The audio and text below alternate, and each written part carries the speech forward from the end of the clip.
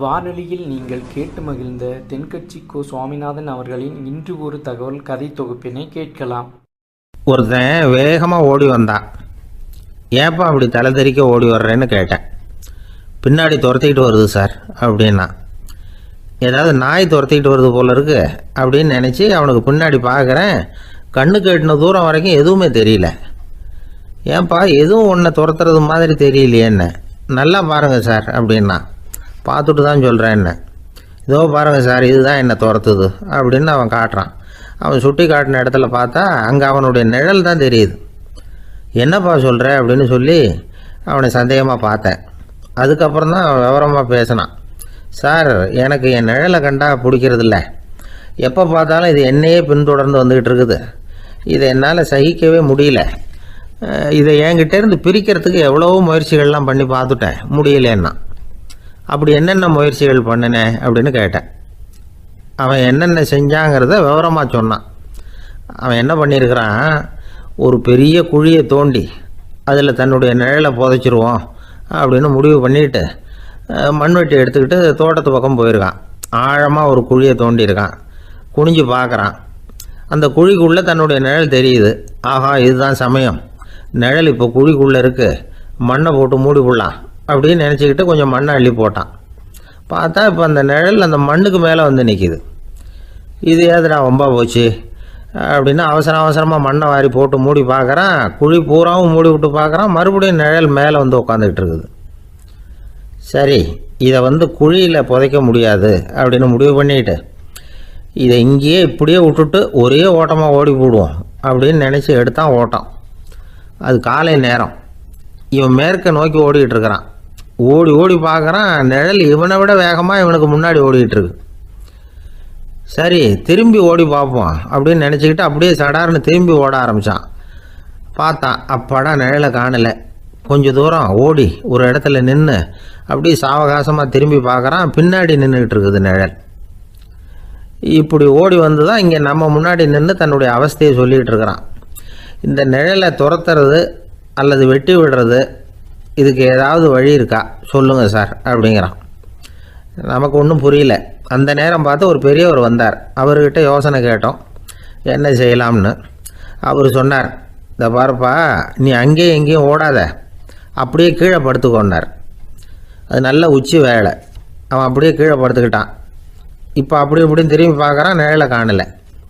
அவன் இப்போ தான் நிம்மதியாக இருந்தான். இப்போ அந்த பெரியவர் சொன்னார், எல்லா மனிதர்களுமே இப்படி தான் ஓடிட்டுருக்கிறாங்க. நான் எனது அப்படிங்கிற ஆணவம் தான் அவங்கள துரத்திக்கிட்டு இருக்கு. அதை விட்டுட்டு ஓடணும்னு நினச்சாலும் அது முன்னாடி வந்து நிற்கிது.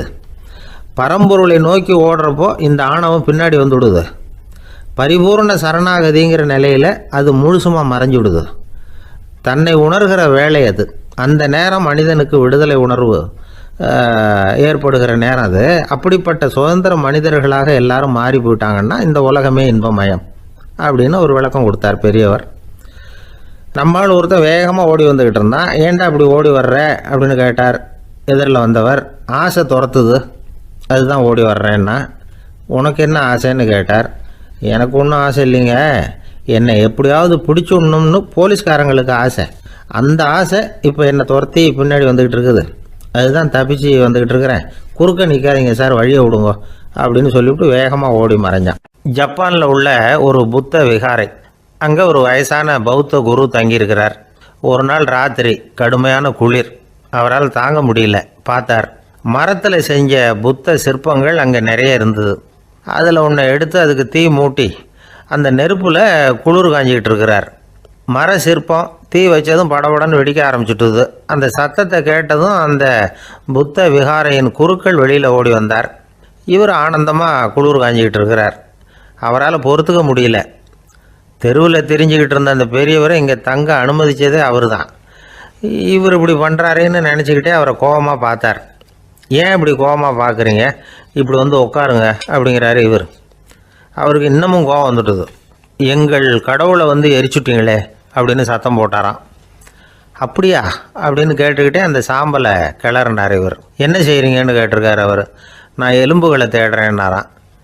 நீங்கள் ஒரு பைத்தியம், இது ஒரு மர சிற்பம், இதில் எலும்புகள் கிடையாது அப்படின்னாராம். அவருக்கு கோபம் வந்துட்டுது. உடனே வெளியில் போங்கன்னு கத்தியிருக்கார். வெளியில் தள்ளி கதவையும் சாத்தி விட்டாராம். மறுநாள் காலையில் கதவை திறந்து பார்த்தா அந்த வயசான பெரியவர் ஒரு மைல்கல் மேலே சில காட்டு பூக்களை வச்சு புத்தம் சரணம் கச்சாமின்னு சொல்லிக்கிட்டே இருக்கிறார். இவருக்கு சந்தேகமாக போட்டுது. கிட்ட போனார். என்ன செஞ்சுக்கிட்டு இருக்கீங்கன்னு கேட்டார். இது என்னுடைய காலை நேர பிரார்த்தனைனாராம். நிஜமாகவே நீங்கள் ஒரு பைத்தியமாக தான் இருக்கணும், ஏன்னா அது ஒரு மைல்கல் அப்படின்னாராம். இப்போ அந்த பெரியவர் சொன்னாராம், நீங்கள் ஒரு மரத்தை புத்தராக நினைக்கும் பொழுது நான் ஏன் ஒரு மைல்கல்ல புத்தராக நினைக்கக்கூடாது? நான் புத்தரை எரிக்கலாம், ஏன்னா அவரை நான் நேசிக்கிறேன். அந்த சிற்பம் மரத்தால் ஆனதுங்கிறது எனக்கு தெரியும். நான் ஒரு மைல்கல்லை தொழலாம், ஏன்னா அது எனது பூக்களை தாங்குது. நான் இந்த மைல்கல்லுக்குள்ளே மறைஞ்சிருக்கிற புத்தரை பார்க்குறேன். யாராவது ஒரு சிற்பி இதை சிலையாக்கினாதான் நீங்கள் புத்தரை பார்க்க முடியும். அன்னைக்கு ரொம்ப குளிராக இருந்தது. நான் எனக்குள்ளே இருக்கிற புத்தரையும் பாதுகாக்கணும். உள்ளே இருக்கிற புத்தரை காப்பாற்றுறதுக்காக வெளியில் உள்ள புத்தரை எரிக்கலாம், அதில் ஒன்றும் தப்பு இல்லை. அது அவருடைய போதனையிலேயே இருக்குது. உனக்குள் ஜோதியாக இரு அப்படிங்கிறது அவருடைய போதனை. என்னுடைய புத்தர் குளிரில் நடுங்கிட்டு இருந்தார். அந்த மர சிற்பங்கள் வெயில் மழையில் உணர்ச்சி இல்லாமல் இருந்தது, அதனால் அப்படி பண்ணினேன். ஆனால் நீங்கள் என்ன பண்ணீங்க? நான் ஒரு மர புத்தரை எரிச்சதுக்காக உயிருள்ள புத்தரை வெளியில் தள்ளி கதவை சாத்தினீங்க அப்படின்னாராம் அந்த பெரியவர்.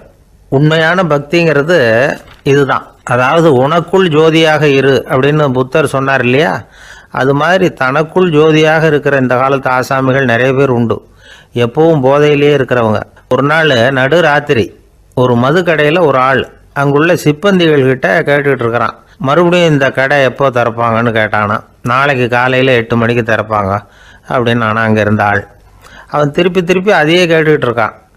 இவனுக்கு பதில் சொல்லி சொல்லி அழுத்து போச்சு. அதான் சொல்கிறேன் ஐயா, நாளைக்கு காலையில் வா அப்படின்னாங்களாம். அதுக்கு இவன், நான் வர்றதுக்காக கேட்கலையா, நேற்றுக்கு வந்தவன் உள்ளேயே மாட்டிக்கிட்டேன், வெளியில் போகிறதுக்காக கேட்டேன் அப்படின்னானான். ரயில் வேகமாக போயிட்டுருக்கு. அது ஒரு ரயில்வே ஸ்டேஷனில் கொஞ்சம் நேரம் நின்றுது.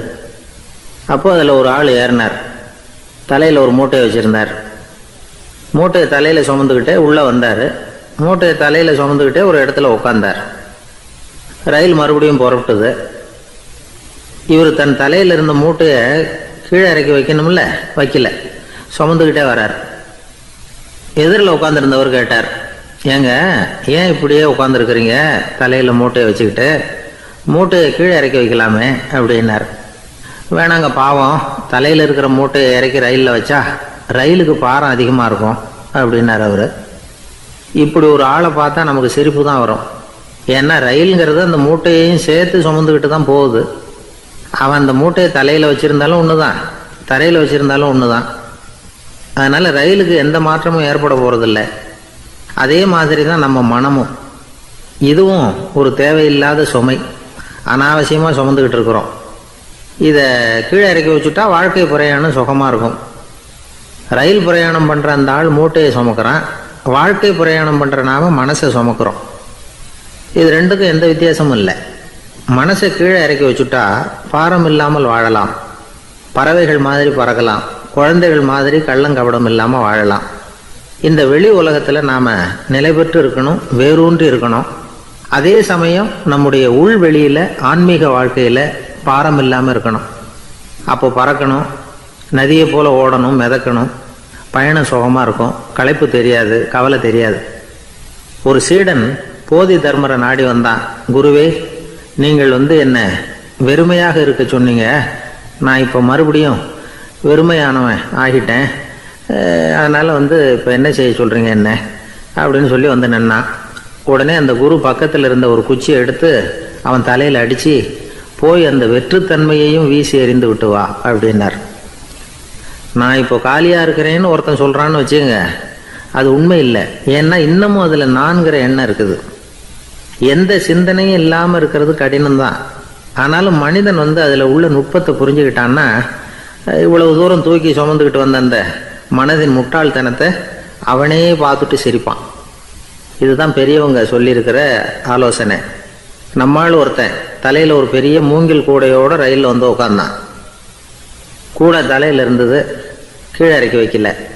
எதிரில் இருந்தவர் கேட்டார், ஏங்க எதுக்காக அதை அனாவசியமாக சுமந்துக்கிட்டே இருக்கீங்க, கீழே இறக்கி வைங்களேன்னார். இல்லைங்க, நான் வீட்டை விட்டு புறப்படும் பொழுதே என் பையன் சொல்லிவிட்டான், கூடையை தலையை விட்டு இறக்கக்கூடாதுன்னு அப்படின்னார்.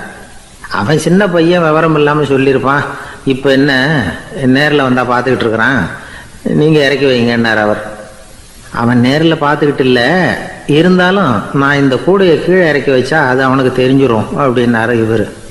அது எப்படின்னார் அவர். அவன் தனக்கு டிக்கெட் வாங்க வேணாம்னு சொல்லி இப்போ இந்த கூடைக்குள்ளே தான் உட்காந்துருக்கிறான் அப்படின்னார் இவர். ஒரு பெரிய நினைவு மண்டபம், அதுக்கு முன்னாடி ஒரு அப்பாவும் பிள்ளையும் நின்றுக்கிட்டு இருக்கிறாங்க.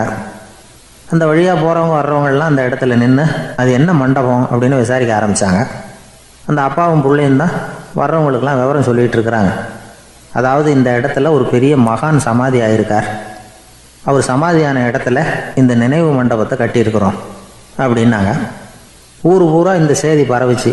நிறைய பேர் அந்த இடத்த தேடி வர ஆரம்பித்தாங்க. இங்கே வந்து கொஞ்சம் நேரம் உட்காந்துட்டு போனால் மனசுக்கு ஒரு நிம்மதி கிடைக்கிது அப்படின்னாங்க. அங்கே இருந்த உண்டியலில் நிறைய காசு போட்டுட்டு போகிறாங்க. பணம் கிடுகிடுன்னு நிறைய சேர ஆரம்பிச்சிட்டுது. பணம் நிறைய சேர்ந்த உடனே அந்த அப்பாவுக்கும் பிள்ளைக்கும் தகராறு வந்துட்டுது. பணம் சேர்ந்தாலே சொத்து தகராறு வரத்தானே செய்யும், அது மாதிரி வந்துட்டுது. பையன் அடிக்கடி நிறைய பணம் கேட்க ஆரம்பித்தான். அப்பா பார்த்தார், யோசனை பண்ணார், ஒரு முடிவுக்கு வந்தார். ஒரு நாள் பையனை கூப்பிட்டார், இதை பாருப்பா, நமக்குள்ள தகராறு வேணாம், அப்பாவும் பிள்ளையும் இப்படி சண்டை போட்டுக்கிட்டா பார்க்குறவங்க தப்பாக நினைப்பாங்க, அதனால் நமக்குள்ளே சமரசமாக இதை தீர்த்துக்குவோம், என்ன சொல்கிற அப்படின்னார் அப்பா. சரின்னு நான் பையன். உடனே அந்த அப்பா என்ன பண்ணார் தெரியுமா, மகன்கிட்ட கொஞ்சம் பணத்தை கொடுத்தார், தன்கிட்ட இருந்த ஒரு கழுதையையும் கொடுத்தார்.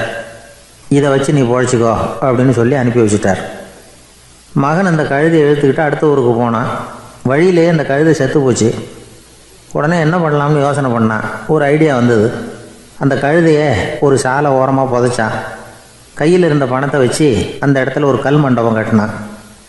அந்த வழியாக 2 பேர் வந்தாங்க. இது என்ன மண்டபம்னு விசாரித்தாங்க. இந்த இடத்துல ஒரு பெரிய மகான் சமாதி ஆயிருக்கிறார் அப்படின்னா. இந்த செய்தி ஊர் பூரா பரவ ஆரம்பிச்சுட்டுது. நிறைய பேர் வந்து போக ஆரம்பித்தாங்க. இங்கே வந்தால் மனசுக்கு ஒரு பெரிய நிம்மதி கிடைக்குது அப்படின்னு வேற சொல்ல ஆரம்பித்தாங்க. வர வர கூட்டம் அதிகமாக வர ஆரம்பிச்சுட்டுது. உண்டியலில் பணம் நிறைய சேர்ந்துட்டுது. நகையெல்லாம் கூட கழட்டி காணிக்கையாக போட ஆரம்பிச்சிட்டாங்க. அப்பாவை விட மகன் பெரிய ஆளாயிட்டான். இதை கேள்விப்பட்டார் அப்பா. பையனை பார்த்துட்டு வரலாம்னு ஒரு நாள் புறப்பட்டு வந்தார்.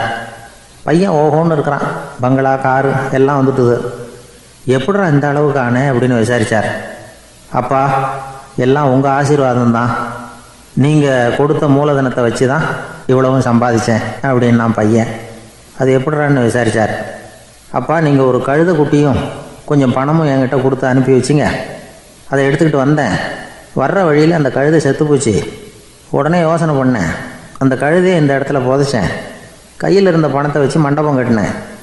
மகான் ஒருத்தர் சமாதி ஆயிருக்கார் அப்படின்னு வதந்தியை கிளப்பி விட்டேன். ஜனங்கள்லாம் ஏமாந்து போய் காசை கொண்டாந்து போட ஆரம்பிச்சிட்டாங்க. நான் பொழைச்சிக்கிட்டு இருக்கிறேன் அப்படின்னா. இப்போதான்டா நீ என் புள்ள அப்படின்னு சொல்லி சந்தோஷப்பட்டாரான் அந்த அப்பா. ஏன் அப்படி சொல்கிறீங்கன்னு கேட்டிருக்கான் பையன். கழுதை குட்டியை புதைச்சி மண்டபம் கட்டியிருக்கிற நீ, ஏற்கனவே நம்ம ஊரில் நாம் கட்டியிருக்கிறோமே மண்டபம், அது இந்த கழுதையோட அம்மாவை புதைச்ச இடம். மகான் சமாதி ஆயிருக்காருன்னு நானும் சும்மா கப்ஸாக தான் விட்டுக்கிட்டு இருக்கேன் அப்படின்னாரான் அப்பா. முட்டாள் ஜனங்களை நினச்சி அந்த 2 பேரும் சத்தம் போட்டு சிரித்தாங்களாம். மனுஷன் ஏமாத்துறது ரொம்ப சுலபம். என் கூட படித்த ஒருத்தன் திடீர்னு ஒரு நாள் எல்லாருக்கும் அருள் வாக்கு சொல்ல ஆரம்பிச்சிட்டான். அவன் ஒரு ஆஃபீஸ்லேயும் வேலை பார்க்குறான். ஆஃபீஸில் உள்ளவங்கெல்லாம் அவங்ககிட்ட வந்து அருள் வாக்கு கேட்குறது வழக்கம். ஒரு நாள் நான் அவன் முன்னாடி போய் உட்காந்து பேசிக்கிட்டு இருந்தேன். அப்போ அதே ஆஃபீஸில் வேலை பார்க்குற ஒருத்தர் அவங்ககிட்ட வந்து, சுவாமி, என் மேஜையில் வச்சுருந்த பேனா திடீர்னு காணாமல் போட்டுது, அது திரும்ப கிடைக்குமா எனக்கு அப்படின்னு கேட்டார். இவன் கண்ணை உருட்டி பார்த்துட்டு, அது உனக்கு கிடைக்காது, புதுசாக வேறு ஒன்று வாங்கிக்கப்போ அப்படின்னா. சரின்னு அவர் போயிட்டார். அவர் போனதுக்கப்புறம் நான் மெதுவாக இவனை பார்த்து, அது எப்படிறாது, அது உனக்கு கிடைக்காதுன்னு அவ்வளோ உறுதியாக அவர்கிட்ட சொன்னேன் அப்படின்னு கேட்டேன். இவன் மெதுவாக என் காதுகிட்ட வந்து, அந்த பேனாவை கிளப்புனதே நான் தான் அப்படிங்கிறான். ஒரு ஏரி ஓரமாக 2 பசங்க நடந்து போய்கிட்டு இருக்கிறாங்க. அதில் ஒருத்தன் பணக்கார வீட்டு பையன், இன்னொருத்தன் ஏழை. இவங்க 2 பேரும் போய்கிட்டு இருக்கிறாங்க. வழியில் ஒரு இடத்துல ஒரு ஜோடி செருப்பு இவங்க கண்ணில் படுது. ஒரு விவசாயி அந்த செருப்பை அங்கே விட்டுட்டு பக்கத்தில் இருந்த ஏரியில் கை காலை கழுவிட்டு இருக்கிறார். உடனே அந்த பணக்கார பையனுக்கு ஒரு ஐடியா. அவன் சொன்னானா, டேய், இப்போ ஒரு வேடிக்கை செய்யலாம். அந்த செருப்பு ரெண்டையும் தூக்கி எட்டத்தில் வீசி எரிஞ்சிருவோம். அந்த ஆள் வந்து பார்த்துட்டு செருப்பை தேடி அல்லாடுவான், அங்கேயும் இங்கேயும் ஓடுவான், திரு திருன்னு முழிப்பான். அதை பார்த்து நாம் ரசிக்கலாம், நல்ல தமாஷா இருக்கும் அப்படின்னு இருக்கான். இப்படி சொல்லிவிட்டு அந்த செருப்புகளை தூக்கத்துக்கு போனானா. கொஞ்சம் பொறு அப்படின்னானா அந்த ஏழை பையன். ஏன்னு கேட்டிருக்கான் அவன். இப்போ அந்த ஏழை பையன் சொன்னானா, நீ சொல்கிறது ஒன்றும் வேடிக்கை கிடையாது. உன்னோட செருப்பு தொலைஞ்சா உன் அப்பா உடனே உனக்கு வேறு செருப்பு வாங்கி கொடுத்துருவார். ஆனால் அந்த ஆளுக்கு இந்த செருப்பு தொலைஞ்சதுன்னா வேறு புதுசாக வாங்கிறதுக்கு வாயையும் வயத்தையும் கட்டி பணத்தை சேர்க்க வேண்டியிருக்கும். அதனால் நான் ஒரு வேடிக்கை சொல்கிறேன், அது மாதிரி செய், அது இன்னமும் தமாஷா இருக்கும் அப்படின்னானா. எப்படி அது சொல்லுன்றிருக்கான் அவன். செருப்பு ரெண்டும் அது இருக்கிற இடத்துலையே இருக்கட்டும். உன் சட்டை பையிலிருந்து ஒரே ஒரு ரூபாய் நாணயத்தை எடு. அதை அந்த செருப்பு மேலே அதோட குதிகால் பகுதியில் வச்சுட்டு நாம் ரெண்டு பேரும் அந்த மரத்துக்கு பின்னாடி ஓடி போய் மறைஞ்சு நின்றுக்குவோம். அப்புறம் பாரு வேடிக்கையே அப்படின்னா. அதே மாதிரி ரூபா காசு செருப்பு மேலே வச்சுட்டு இவங்க ரெண்டு பேரும் மறைஞ்சு நின்றுக்கிட்டாங்க. கொஞ்ச நேரத்தில் அந்த விவசாயி வந்தார். காலில் உள்ள மண்ணை தட்டிவிட்டு செருப்பை மாட்டுறதுக்காக போனார். அங்கேருந்து காசு கண்ணில் போட்டுவிட்டுது. அவருக்கு ஆச்சரியமாக போச்சு. அதை கையில் எடுத்து பார்க்குறார். 4 பக்கமும் திரும்பி திரும்பி பார்க்குறார், யார் இதை வச்சுருப்பான்னு. கடைசியில் ஆகாயத்தை பார்க்குறார். ஆண்டவா, இது உன்னோட கருணை தான். நீ தான் யாரோ புண்ணியவான் மனசில் தர்மம் பண்ணுற எண்ணத்தை உண்டாக்கி இருக்கிற. அந்த புண்ணியவான் நல்லா இருக்கணும் அப்படின்னு வாழ்த்தி அந்த காசை கண்ணில் ஊற்றிக்கிட்டாராம். மறைஞ்சிருந்து பார்த்துக்கிட்டு இருந்த ஏழை பையன் இப்படி சொன்னான், பாத்தியா, உன்னை புண்ணியவான்னு வாழ்த்தி விட்டு போகிறார் அந்த ஆள். அவருக்கும் சந்தோஷம், அதை பார்த்து நமக்கும் சந்தோஷம். உனக்கு ரூபாங்கிறது ஒரு பெரிய விஷயம் இல்லை, ஆனால் அதனால் நமக்கு கிடைச்சிருக்கிற மகிழ்ச்சி ரொம்ப உயர்வானது அப்படின்னு நானும். வேடிக்கையும் கிண்டலும் இது மாதிரி அடுத்தவங்களுக்கு இடைஞ்சலாக இல்லாமல் இருக்கணும் அப்படிங்கிறார் கலைவாணர். ஆனால் பாருங்கள், அவருக்கே இடைஞ்சலாக வர்ற விஷயங்களை கூட அவர் வேடிக்கையாக தான் எடுத்துக்கிட்டாராம். ஒரு தடவை ஒருத்தர் கலைவாணர்கிட்ட வந்து, ஐயா, என் குழந்தை செத்து போச்சு அப்படின்னு சொல்லி அழுதாராம். உடனே இவர் அவருக்கு 100 ரூபா பணத்தை கொடுத்து, இந்தாங்க அடக்கம் செய்யுங்க அப்படின்னு சொல்லி அனுப்பி வச்சாராம். 1 வருஷம் கழித்து மறுபடியும் அதே ஆள் வந்திருக்கார். இவர் மறந்துருப்பாருங்கிற நினைப்பில், அண்ணே, என் குழந்தை இறந்து போச்சுண்ணே அப்படின்னாராம். இவர் மறுபடியும் 100 ரூபா கொடுத்து ஆறுதல் சொல்லி அனுப்பி வச்சாராம். 7-8 மாதம் கழித்து மறுபடியும் அதே ஆள் வந்திருக்கார். அவர் வாயை திறக்கிறதுக்கு முன்னாடியே இவர் 100 ரூபாய் அவர் கையில் வச்சு, போன 2 தடவை தான் குழந்தை செத்து போச்சு, இந்த தடவையாவது அதை சாகாமல் காப்பாற்றி விடு அப்படின்னு சொல்லி அனுப்பி வச்சாராம். அதுக்கப்புறம் அந்த ஆள் வர்றதே இல்லையா. எனக்கு வாழ்க்கையில் ஒரே ஒரு ஆசை தான் சார் அப்படின்னார் ஒருத்தர். அது என்னன்னு கேட்டேன். ஆசைகளை ஒழிச்சுடணுங்கிறது தான் என்னோட ஆசை அப்படின்னார். இப்படி ஆசைகளை ஒழிக்க வேண்டும் அப்படிங்கிறதையே ஒரு ஆசையாக கொள்வது அபத்தம் அப்படிங்கிறார் ஒரு பெரியவர். இது மாதிரி ஆசைகளை ஒழிக்க ஆசைப்பட்டால் அந்த நோக்கம் நிறைவேறாதான். அந்த முயற்சியால் புதுசாக சில துன்பங்கள் தான் சேருமா. அதில் புதுசாக ஒரு ஆசை தலை தூக்கும் அப்படிங்கிறார் அவர். ஆசைகளை தானாக விழ வச்சுடலாம். அதுக்கு வழி என்ன தெரியுமா? எந்த ஒரு ஆசையையுமே பூரணமாக நிறைவேற்றி கொள்ள முடியாதுங்கிறத உணரணும். அதை உணர்ந்தால் ஆசைகள் தானாக விழுந்துடும். அதை விட்டுட்டு ஆசைகளை விட்டுடணுங்கிறதையே ஒரு ஆசையாக வச்சுக்கிட்டு அதுக்காக கடுமையாக முயற்சிகளையும் செஞ்சுக்கிட்டு, நான் ஆசைகளை விட்டுட்டு ஞானோதயம் அடையிறதுக்கு கடுமையாக முயற்சி பண்ணிகிட்டு இருக்கிறேன் சார் அப்படின்னு சொல்லிக்கிட்டு இருந்தால் எந்த காலத்துலேயும் ஞானோதயம் வரப்போகிறதில்ல. அதுக்கு பதிலாக துன்பந்தான் சேரும் அப்படிங்கிறது அவரோட கருத்து. எந்த ஒரு ஆசையையும் பூரணமாக நிறைவேற்றி கொள்ள முடியாது அப்படிங்கிறத உணரணும். ஒரு ராஜா, அவர் மனசில் அமைதி இல்லை, எப்பவும் கஷ்டப்பட்டுக்கிட்டே இருந்தார். இந்த துன்பத்தை போக்குறதுக்கு பல வழிகளில் என்னென்னமோ முயற்சியெல்லாம் பண்ணி பார்த்தார், ஒன்றும் சரியாக வரல. கடைசியாக ஒரு காரியம் பண்ணார். அதாவது ஒரு வேதாந்தியை தேடிட்டு போனார். அவரை பார்த்து கேட்டார், ஐயா, என்னுடைய துன்பங்கள்லேருந்து நான் விடுபடணும், அதுக்கு சுலபமாக ஏதாவது ஒரு வழி இருந்தால் சொல்லுங்களேன் அப்படின்னு கேட்டுக்கிட்டார். அதுக்கு அந்த வேதாந்தி சொன்னார், அதுக்கு ஒரு வழி சொல்கிறேன், அது மாதிரி செய். அதாவது உன்னுடைய ராஜ்யத்துக்குள்ளே போதுங்கிற மனசோடு வாழுற ஒருத்தனை கண்டுபிடிக்கணும். அப்படி கண்டுபிடிச்சி அவனுடைய சட்டையை வாங்கி நீ போட்டுக்கணும். அப்படி போட்டுக்கிட்டா உன்னுடைய துன்பம் தீர்ந்துடும் அப்படின்னார். உடனே ராஜாவுக்கு ரொம்ப மகிழ்ச்சி. அரண்மனையில் இருந்த அத்தனை பேரையும் ஆளுக்கு ஒரு பக்கமாக அனுப்புனார், தேட சொன்னார். போதுங்கிற மனசுடைய ஒருத்தனை கண்டுபிடிச்சி கொண்டுகிட்டு வாங்க அப்படின்னார். எங்கெங்கேயோ தேடி கடைசியாக ஒரு ஆளை கண்டுபிடிச்சாங்க. அவன் போதுங்கிற மனசோடு இருக்கிறவன் தான். ஆனால் அவன்கிட்ட சட்டை எதுவும் இல்லை. இடையில கட்டியிருக்கிற துண்டே போதுங்கிற மனசோடு அவன் வாழ்ந்துக்கிட்டு இருக்கிறான். சட்டை இருந்தாவில் ராஜா வாங்கி மாட்டிக்க முடியும். அந்த வேதாந்தி ஏன் அப்படி சொன்னாருங்கிறதுக்கான அர்த்தம் இப்போ தான் ராஜாவுக்கு புரிஞ்சுதான். இது வரைக்கும் சொன்னதெல்லாம் ஞான மார்க்கத்தை தேடிக்கிறவனுக்கான உள்ள தகவல். இப்போ இன்றைக்கி இளைஞர்கள் இதை கேட்டுவிட்டு நமக்கு ஆசையே வேணாம் அப்படின்னு முடிவு பண்ணிவிட்டா வாழ்க்கையில் முன்னேறவே முடியாது. நம்முடைய முயற்சிக்கு ஆசை தான் தூண்டுகோல். அதனால் இந்த ஆசையையும் அந்த ஆசையையும் போட்டு குழப்பிக்கக்கூடாது. ஆனால் ஒன்று, பேராசை நமக்கு தேவையில்லை. நாம் படுற ஆசையிலேயும் ஒரு நியாயம் இருக்கணும். ஏன்னா நம்மளில் சில பேர் நீங்கள் தான் சார் சொன்னீங்க, அதனால தான் ஆசைப்பட்டேன், அரை தான் கிடச்சிது மிச்சம் அப்படிம்பாங்க கன்னத்தை தடவிக்கிட்டே. அதனால் இப்போல்லாம் எந்த தகவலை சொன்னாலும் ரொம்ப எச்சரிக்கையாக இருக்க வேண்டியிருக்குது. ஒரு ஆள் ஒரு கடை வச்சு வியாபாரம் பண்ணிக்கிட்டு இருந்தான். அவனுக்கு ரொம்ப பேராசை, நிறைய பணம் சேர்க்கணும்னு. திடீர்னு ஒரு நாள் அவனுக்கு உடம்பு ரொம்ப சுகம் இல்லாமல் போயிட்டுது. இனிமேல் பிழைக்கிறது கஷ்டங்கிற நிலைமை. மரணப்படுகையில் இருக்கிறான். சொந்தக்காரங்கள்லாம் சுற்றி உட்காந்துருக்குறாங்க. இவன் மெதுவாக கண்ணை திறந்து பார்க்குறான். என் வீட்டுக்காரி எங்கேன்னா, இதோ இருக்கேன் அப்படின்னாங்க அந்த அம்மா. பசங்கள்லாம் எங்கேங்கிறான். இதோ பக்கத்தில் தான் நின்றுக்கிட்டு இருக்கிறோங்கிறாங்க. பொண்ணுங்க எங்கேங்கிறான். எல்லாம் இங்கே தான் இருக்கிறோம் அப்படிங்கிறாங்க. எல்லாம் இங்கே தான் பக்கத்தில் தான் இருக்கோம், நீங்கள் கவலைப்படாதீங்கன்னு சொல்கிறாங்க எல்லாம். அவன் மெதுவாக கஷ்டப்பட்டு வாயை திறந்து, அட பாவிங்களா, எல்லாரும் இங்கே இருந்தால் அங்கே கடையை யார் கவனிக்கிறது அப்படின்னு நானும். எனக்கு தெரிஞ்ச ஒருத்தர் இருக்கார். அவர் ஒரு பெரிய காவல்துறை அதிகாரி, ரொம்ப கண்டிப்பானவர். அவரை கண்டாவே எல்லாரும் பயப்படுவாங்க. அப்படிப்பட்டவர் வீட்டுக்கு போனால் அப்படியே அடியோடு மாறிடுவார். அங்கே போய் பார்த்தீங்கன்னா குழந்தைகளோட குழந்தையாக அவர் விளையாடிக்கிட்டு இருப்பார். அலுவலக சமயத்தில் பார்த்தீங்கன்னா குதிரை முதுகில் அவர் உட்காந்துருப்பார். வீட்டில் பார்த்தீங்கன்னா அவர் முதுகில் குழந்தை உட்காந்துருக்கும். அவர் குதிரை மாதிரி போயிட்டு இருப்பார். இது எப்படிங்க முடியுது உங்களால் அப்படின்னு கேட்டாங்க. அது ஒன்றும் இல்லை, இங்கே வீட்டுக்கு வந்த உடனே என்னோட மனசை தனியாக எடுத்து வச்சுருவேன் அப்படின்னார். அது என்னங்க உங்கள் சட்டப்பையிலையாக இருக்குது மனசு, அது தனியாக எடுத்து வைக்கிறதுக்கு அப்படின்னு கேட்டாங்க. அப்படி இல்லைங்க, இது ஒரு பயிற்சி, மனப்பயிற்சி, அவ்வளவுதான் அப்படின்னார். இப்படி சமயம் பார்த்து மனசை தனியாக வச்சுவிட தெரிஞ்சவங்க வாழ்க்கையில் எப்பவும் உற்சாகமாக இருப்பாங்க அப்படிங்கிறது பெரியவங்க கருத்து. ஒரு டாக்டர் ஆஸ்பத்திரியில் இருக்கிற வரைக்கும் டாக்டராக இருக்கலாம். அவர் மனைவிகிட்டையும் அவர் டாக்டராக இருக்க வேண்டிய அவசியம் இல்லை. ஒரு வக்கீல் கோர்ட்டில் இருக்கிற வரைக்கும் வக்கீலாக இருக்கலாம். வீட்டுக்கு வந்ததுக்கு அப்புறமும் வக்கீலாக இருக்க வேண்டிய அவசியம் கிடையாது. வீட்டில் குழந்தைகள்கிட்ட விளையாடும் பொழுதும் அதுகள்கிட்ட ஃபீஸு கேட்டுக்கிட்டு இருக்கக்கூடாது. நாம் எப்படி இருக்கணும்னு பெரியவங்க சொல்கிறாங்கன்னா, மனசோட சேரக்கூடாதான். அப்படி சேராமல் வாழ்க்கையை கவனிக்கணுமா. மனசை அப்படியே தனியாக எடுத்து பக்கத்தில் வச்சுடணும்.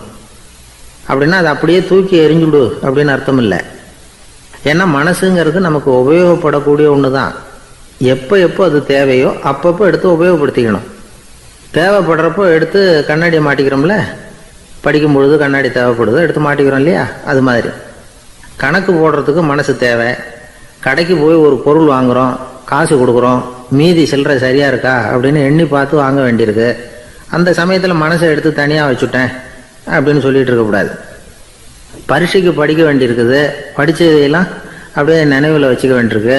அந்த சமயத்தில் மனசை தூக்கி எறிஞ்சுட்டேன் சார் அப்படின்னு சொல்லிகிட்டு இருக்கக்கூடாது. அப்படி சொன்னால் பரீட்சை நம்மளை தூக்கி எறிஞ்சிடும். அதனால் தேவைப்படுறப்போ மனசை உபயோகப்படுத்தணும், தேவையில்லாதப்போ அதை தனியாக ஓய்வு எடுத்துக்க விட்டுடணும். இப்படி நாம் பழக்கப்படுத்திக்கிட்டா வாழ்க்கைங்கிறது நமக்கு புதுசாக தெரியுமா. மனசுக்கும் ஒரு சக்தி கிடைக்கும்.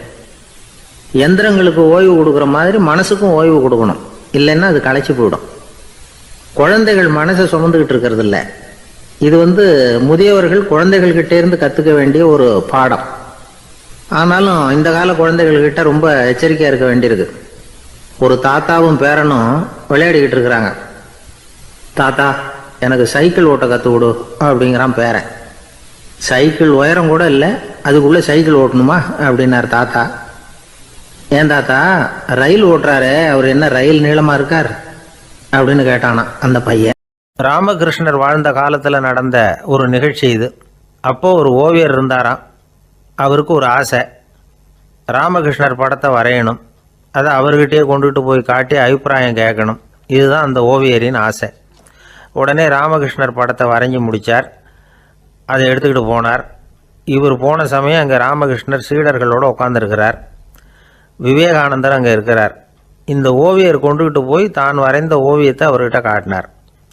ராமகிருஷ்ண பரமஹம்சரின் ஓவியத்தை ராமகிருஷ்ணர்கிட்டயே காட்டுறார். ராமகிருஷ்ணர் என்ன பண்ணார் தெரியுமா? அந்த படத்தை பார்த்தார். உடனே அது காலை தொட்டார். குருதேவருடைய இந்த செயல் சீடர்களுக்கு ரொம்ப வியப்பை உண்டு பண்ணிச்சு. சில பேர் மனசுக்குள்ளேயே ரொம்ப குழம்பி போக ஆரம்பிச்சிட்டாங்க. என்ன இப்படி பண்ணுறாருன்னு. என்ன இது அவரோட படம், அவரே அவரோட படத்தின் காலை தொடுறார் அப்படின்னு யோசித்தாங்க. சில பேர் ஒன்றும் புரியாமல் ஒருத்தர் பார்த்து சிரிச்சுக்கிட்டாங்க. அந்த இடத்துல சீடர்கள் மட்டும் இல்லை, சீடர் அல்லாத பல பேர் இருந்தாங்க. தன்னுடைய காலை தானே தொடர இவருடைய செயல் பற்றி என்ன நினைக்கிறது அப்படின்னு அவங்களும் குழம்பி போய் நிற்கிறாங்க. அந்த படத்தை வரைஞ்சி அவர்கிட்ட காட்டின அந்த ஓவியருக்கும் அதிர்ச்சி. இருந்தாலும் அவர் சீடர் கிடையாது. அதனால் கொஞ்சம் துணிச்சலை வரவழைச்சிக்கிட்டு கேட்டார், என்னங்க இது? என்னால் என்னுடைய கண்களையே நம்ப முடியல. இது உங்கள் சொந்த உருவப்படம், நீங்கள் உங்கள் சொந்த கால்களையே தொடுறீங்க. இது எங்களுக்கு கொஞ்சம் சங்கடமாக இருக்குதே அப்படின்னார்.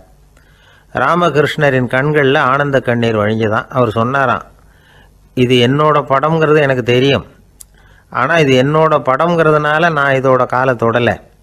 நீ என்னுடைய சமாதி நிலையை இந்த படத்தில் படம் பிடிச்சி காட்டியிருக்கிற, அதனால் அதோட காலை தொடறேன். சமாதி நிலையில் யார் இருந்தாலும், அது என்னுடைய படமாக இருந்தாலும் சரி அல்லது வேறு யாருடைய படமாக இருந்தாலும் சரி, படம் யாருதுங்கிறது முக்கியம் இல்லை.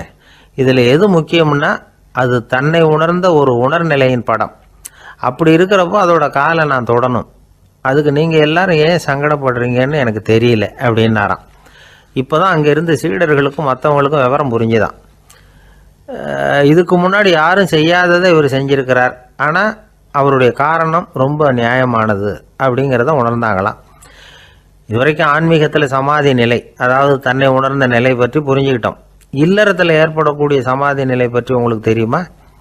ஒரு அம்மா டாக்டர்கிட்ட வந்து சொன்னாங்களாம், டாக்டர், என் வீட்டுக்காரருக்கு உடம்புல ஏதோ கோளாறுன்னு நினைக்கிறேன். நான் எவ்வளவு நேரம் பேசினாலும் காதில் விழாதது மாதிரி உட்காந்துருக்கிறார் அப்படின்னு ஆகலாம்.